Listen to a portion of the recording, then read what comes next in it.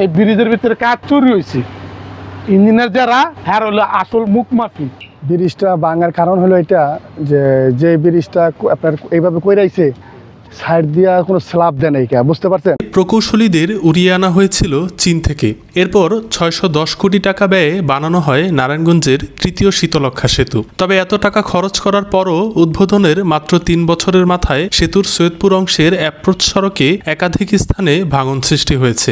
সবশেষ গত 1 সপ্তাহে 3 বার বৃষ্টিতে সেতুর সংযোগ সড়কের কার্পেটিংয়ের নিচ থেকে মাটি সরে গিয়ে ভাঙন সৃষ্টি হয়। সেখানে বড় বড় গর্ত তৈরি হলে বেশ কয়েকটি মালবাহী ট্রাক সেই গর্তে উল্টে যায় বলেও জানা গেছে। ব্রিজের সমস্যাটা হয়েছে কি, ওই ব্রিজের মদনগঞ্জের যে অর্ধেক নদীর পথ থেকে, নদীর অর্ধেক থেকে ব্রিজের যে ডালটা দিছে, ইঞ্জিনিয়াররা যে ডালটা দেওয়ার পরে যে 2টা করে পাইপ দিছে নিচে, যে পানিগুলা যায়, এই পানিগুলা নিচে যায় না, আর পানি পাইপ নিচে তো ঠিকই দিছে।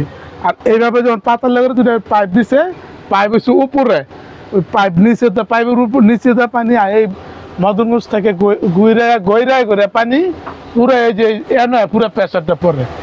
এই প্রেশারে এই মাটি যত ড্রেন ছোট যার আবার ড্রেন দিছে ছোট ছোট করে, এই ড্রেনে কুলায় না, পানি অনেক পানি, তো প্রেশারে মাটি লইয়া পুরা পড়ছে। কালকে রাত্রে ট্রাকও পুড়ে গেছে, উল্টায় পুড়ে গেছে ট্রাক, সারের ট্রাক, এটা রাত্রে কারেন্টে নিয়ে গেছে। এই হলো সমস্যা। এখানে সমস্যা হচ্ছে এই ব্রিজের ভিতরে কাজ চুরি হয়েছে। ইঞ্জিনিয়ার যারা হ্যাঁ হলো আসল মুখ মাফি। কেন মুখ মাফি? হ্যাঁ যে ব্রিজের যে পাইপ দিচ্ছে, এই পাইপ কীভাবে পানি কীভাবে নামবো? পানিটা তো পাইপের মুখে তো যাইতে হইব, তারপরে সে পানি নিচে যাইব। হ্যাঁ যে ব্রিজেরইটা বসাইছে, ডালাই দিছে, এটার উপর দিয়ে 2 ইঞ্চি ডালাই দেওয়ার কথা, অ্যাসফাল্ট দেওয়ার কথা। ওই অ্যাসফাল্টটা না দেওয়ার কারণে সমস্ত পানি যা আছে নাইমা নিচে চলে যাওয়ার পরে না, এই কারণে এই ক্ষতিগ্রস্তগুলো হয়। বৃষ্টি আইলে ভাঙে। এই পর্যন্ত আর তো 10-15 বার ভাঙছে, আর 10-15 বার মনে হয় মাটি ভাঙ্গার ফালায়। মেন হলো ব্রিজের যেই অ্যাসফাল্ট দেওয়ার কথা, এই সাইড দিয়ে পথচারী যেন চলাফেরা করে, ওই পথচারীর উপর যে 3 ইঞ্চি করে যে একটা ডালাই দিলে, ওই ডালাইটা দিলে উঁচু হলে যে পাইপের ভিতরে পানি ঢুকবো, তখন পানি ওই যেখানের পানি ওখানে পড়ে যাবো।